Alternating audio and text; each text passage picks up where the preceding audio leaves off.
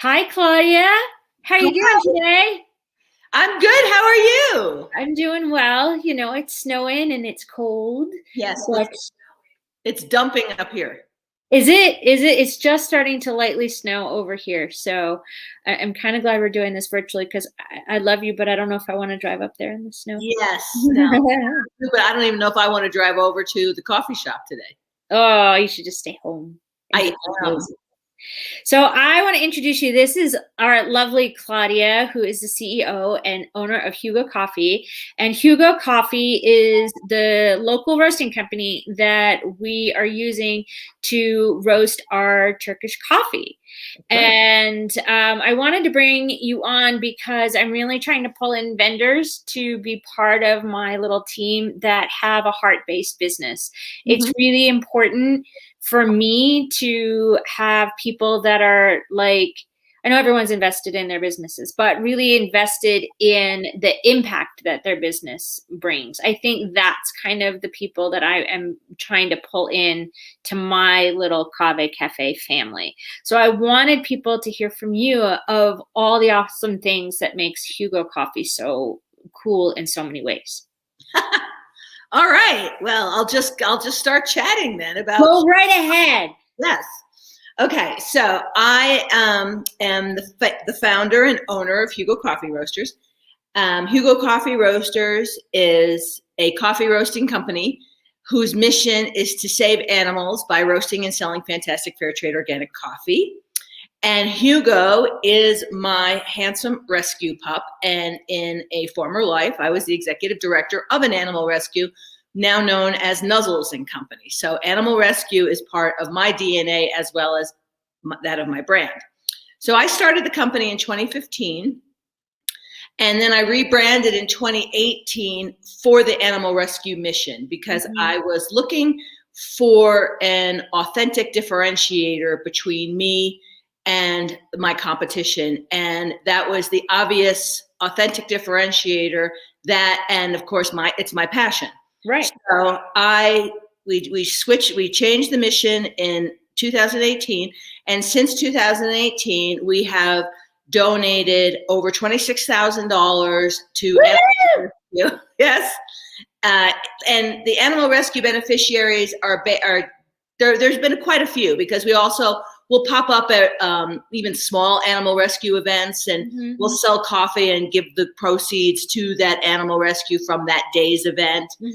But the big two beneficiaries to date have been Nuzzles and Company and Best Friends Animal Society. But again, I have also donated to a bunch of others. Paws for Life is another Wasatch back-based animal rescue, and they have been the beneficiary of another thing that I do, which is I underwrite our local NPR station's Adoptable Moment, and that benefits Paws for Life. So they bring animals on to the radio, the Adoptable Moment. I pay for it. I pay for the underwriting of the program. Oh, how lovely. And through that alone, over 250 cats and dogs have been adopted out in the past 2 years. See, that's awesome. And this is why, like, I came to you, one, because I didn't know how to even begin to think about making my own Turkish coffee. And I said, well, I don't know, but Claudia and Claudia's team will know. But also, like, I'm a rescue mom, for a little dog. And, if I could take in all the dogs, I will. But, I only have a small sugar house bungalow, and I think that they wouldn't fit. But, so this is one of the reasons is that, this feeds my soul to know that, you and I know how rescuing animals, the difference that it makes when they finally get into their forever home. So it just warms my heart to know that buying coffee from you is, I'm helping, by default, helping the other animals. I might not be able to adopt them all. That's right. Nor I. But at least I know that I'm helping, and, that's just been one of the main things of why I really wanted to kind of start creating this collaboration, because not only, is it helping dogs, and then with, Kahve Cafe, I was inspired by your coffee give back, and the alliance between the rescue animals, that's how I came up with, my give back to the International Rescue Committee. Do you know what I mean? Because I was inspired. I'm like, oh my God, that is so freaking perfect. I want to do that too. Yes, and look at you go. I'm trying, dude. I'm totally trying. There you go. And then, when people buy a bag of the Kahve, the Turkish coffee, they're not only helping refugees, but they're helping dogs. Like, right. I love that, like, the first order that I did, sent $45 back, and that was just my one little order. First one, but like, oh my goodness, and to be able to track that and see the ripple effect as it gets bigger, to be like, and we help this many refugees, we help this many dogs, and we help this and this, it just makes my heart also happy. Yes, it makes mine as well. And of course, on top of our great mission, equally important to us as a company is our great coffee. And that's John. John Lynn is my partner and head roaster, and he is the person who has created all of the signature roasts. He picks the beans, he picks the importer, he dials it down to the farm level, and we're really super proud of our high quality coffee. Well, and it's all organic, isn't it? We use organic and fair trade beans. We are not an organic certified facility. That is a very expensive undertaking that I have not ever been able to afford to do. I mean, pretty much it's hard to become organic certified as a facility, but we buy organic beans from the farm. You do what you can do, right? One step at a time. Right. I love that when I came and said, hey, I want to do this thing. Is this even possible? I think one of the things that made me feel so comfortable, like, was the care and attention to detail that John took to figure out how to do the Turkish coffee. Because honestly, I had never seen, you go into the market and you see it all from Turkey and Bosnia and Greece, and like, that's where all of the coffee comes from. I didn't even thought maybe there's a magic bean over there that we don't use, and John, he translated the whole bag of the coffee, and we went up and we tried 6 different flavors, and I was crazy buzzing by the end of having 6 different cups. But being able to have that care and attention to, like, all right, and this is how we figured out how to roast it. And we're going to try all these flavors at that roast and which one tastes better. And like allowing the space and time to do that, it was just like this perfect, and and everybody who tries it, they can totally taste the difference. Let's see.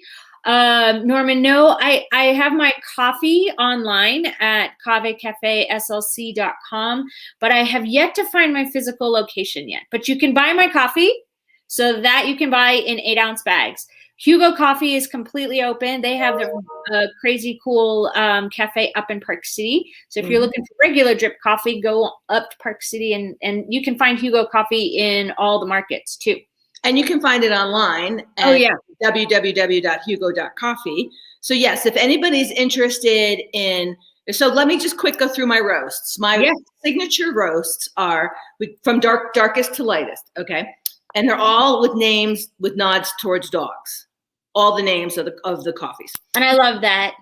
So we have Black Paw French roast, so that's dark. We have Bonafido dark roast, which is just dark. So it's like a medium plus, more than like dark. If you want dark, you go with Black Paw. And then we have our rollover breakfast blend, which is medium, straight up medium, easily drinkable all day long. Nutric light roast, Howler espresso. Our espresso happens to be a medium roast, by the way, and downward dog decaf. And then, of course, we have our fantastic cold brew options, which include my Dog Days cold brew, which is a medium dark, and it's really great cold brew. If you like cold brew, buy that. And then we have Nutric cold brew packs, which are a light roast cold brew, which some people like light roast. I'm a Dog Days fan. And then we have our really cool new product, which is our two top sellers, which are the Bonafido and the rollover breakfast blend. We have them in single serve brew packs. That is awesome. It's like a tea bag that you steep for 3 minutes in boiling water in 8 to 10 ounces. And when you're finished, you have a cup of coffee that's as good as a pour over. And That's all of these can be purchased on my website at hugo.coffee. See, look at you making all these crazy cool things. Who would have thought of a coffee tea bag? I know, right? And there aren't a lot that tastes good. That tastes good. So it's perfect for like the world right now, where the only way we're getting out is to get out in nature, and we're camping and we're RVing, and you just grab them, and they're compostable and biodegradable bags. So you just make your tea, throw it out. Perfect. I know, it's great. It's awesome. Yeah, it's totally awesome. Outdoors, it's perfect for the outdoors. And it's great for like travel. Like, you don't want crappy hotel coffee. But you grab a handful of the tea bags or the coffee packs, and you go on your way, and you have a good cup. Make sure you have a good cup of coffee wherever you go. See, there you go, easy peasy. Easy peasy, lemon squeezy. That's right. I'm looking forward. I'm coming up on Wednesday. We're gonna play with more flavors on Wednesday with John. So. Yes. Now are you playing with different roasts, or are you talking about flavoring the coffee? Flavoring. Okay, so that's something I wanted to distinguish between what you were saying earlier. So when you were doing your taste, when John and you were dialing in a Turkish coffee, right, you were not drinking flavored coffee, because no, we don't make flavored coffee. No, it was straight up roasted, light roasted of all of your different beans. And then the next round is the next tier of what I want to do is add spices. Right. So we are going to dial down the amount of spice that I need to put in a bag. Right. To do that. So that's what we're going to play with. We're going to be playing with cinnamon and ginger and cardamom to figure out, how much spice per 4 ounces, because I got 4-ounce bags for the small spicy ones. And we're going to be playing with, okay, how much cinnamon do we need to put in the bag to make it cinnamony? Sure. No, that's not a word, but I'm making it up. Yeah, sure. Cardamom-y. Yes. So that's Yeah, so I wanted to make that clear that what we were talking about earlier is not flavors in my coffee. What we have in our roast, we have tasting notes. That's just the notes that come out of the roasting process. So for example, our bona fide, if you drink our bona fide, you will have tasting notes of chocolate and maybe caramel and some nuts, but that's not flavor. Right. It's just the note from the roasting. From the roasting process. Because I have one of my best friends in the East Coast actually called me and said, "How did you get the chocolate in the bona fide?" And I'm like, there's no chocolate in the bona fide. It's just a tasting note that comes out of the process. But what you're doing next is you are adding flavors. I am. And there's spices. You're adding spices to the Turkish coffee. Yeah, I got inspired by sugar cubes.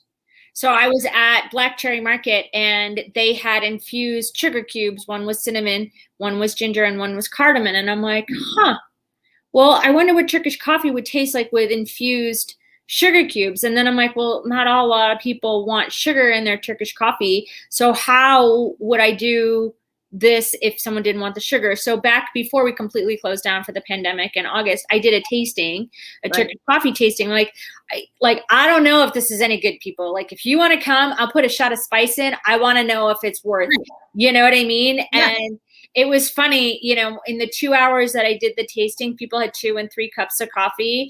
And I'm like, I really should have had little disclaimers that I gave to people so that, when they left my tasting, they weren't like, and people didn't understand. So they went through, it was funny. They would start off with the sugar cube, let's see, with cinnamon in the Turkish coffee and ginger. But then they're like, all right, let me try one with just the shot of spice, of the cinnamon and the plain. And then, okay, let's just double it and see what it is.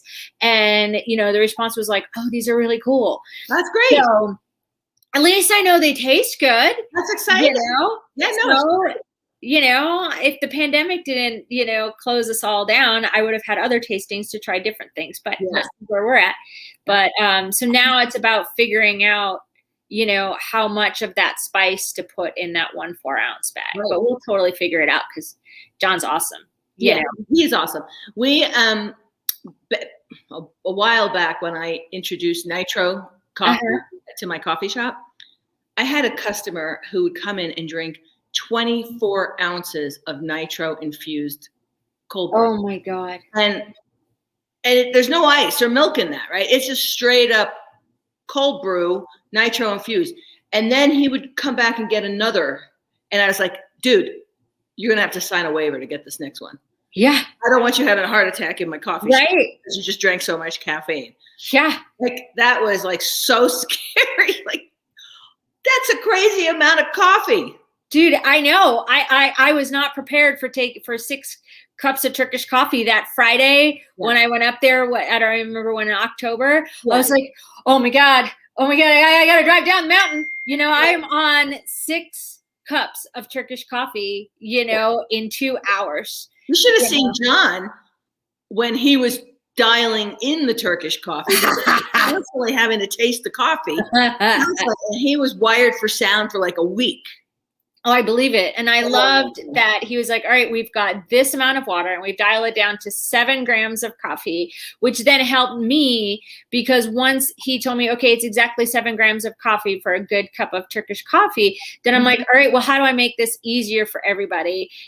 And one of the things, it took me a long time. Did you know it is very hard to find a 7-gram scoop? It's very hard.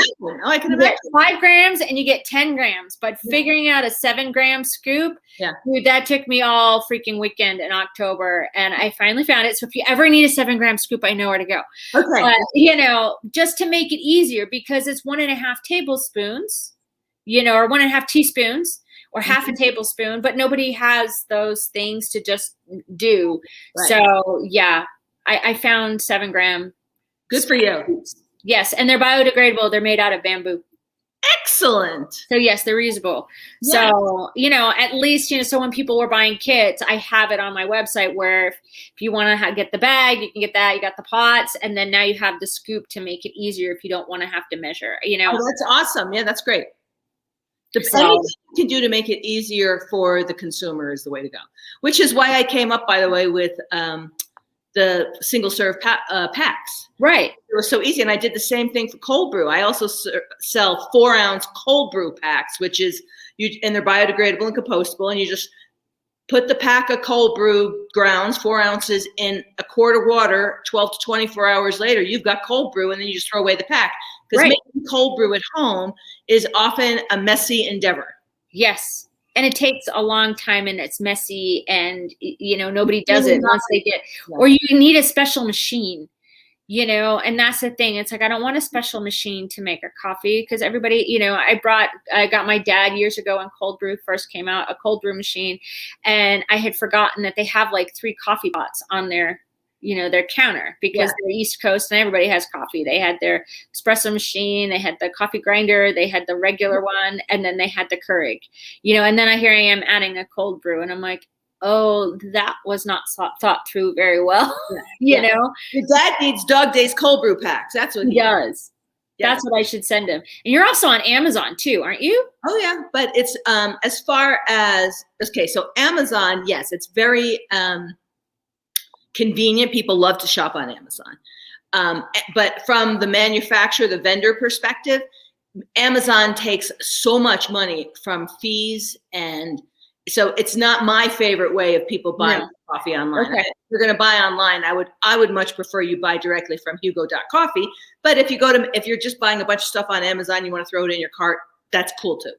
Okay. I'm not getting off Amazon, but I have expanded to other online platforms, particularly my own. Yeah. My absolutely. Own Shopify. Yes. Absolutely. Yeah. Absolutely. Mm-hmm. No, this was lovely, and I can't wait for we can visit in person. I know. Well, I'll see you next Wednesday when you come up and do coffee with John. Oh, yay. That's exciting. Yes. Yeah. I look forward to it. Yeah. So you guys, if you ever want some regular drip coffee or some regular coffee, you got to check out Hugo Coffee. If you're in Park City, you got to stop up, and it's super easy. You get off the exit in Park City and zip, and it's right on your right. So you don't even have to go all the way into Way Main Street. You can just like pop in and off. It's like maybe 18 minutes from Salt Lake. Like it's not even that far. So it's not way out. And it's in Kimball Junction. The coffee shop is in Kimball Junction, and it's at the corner of 224 and the Olympic Parkway. So the shop looks up at the Utah Olympic Park. So it's really beautiful views, wall to ceiling, floor to ceiling glass walls, which is fantastic. Mm-hmm. And it's inside the Visitor Information Center. The And you have a coffee- beautiful patio. I remember Yes. going out there and sitting out on the patio, so you can do tons of social distancing in the building and outside of the building when it's not snowing. That's right. And dogs are allowed. I would love to be able to bring my dog, but my dog does not play well. She has fear aggression and will bark at everyone, and I will be an embarrassment to your place. I can't bring Hugo either. But I love, but it's dog friendly, and there's Run Amok as a dog park, an off-leash dog trail right outside Hugo Coffee. So come hike your dog at the base of the Utah Olympic Park. Beautiful. Have a cup of coffee and bring your dog in. See, that's perfect. I know. wish my dog would play and be able to do all that stuff, but Me too. Yeah. What are you gonna do? It's all good. I'll pet everybody else's dogs. How's that? Exactly. I hug and kiss dogs all the time. I know. All right, my friend, you stay warm up there. Thank you. You have a great weekend. I'll see you next week. Totally. I'm looking forward to it. Okay. Bye.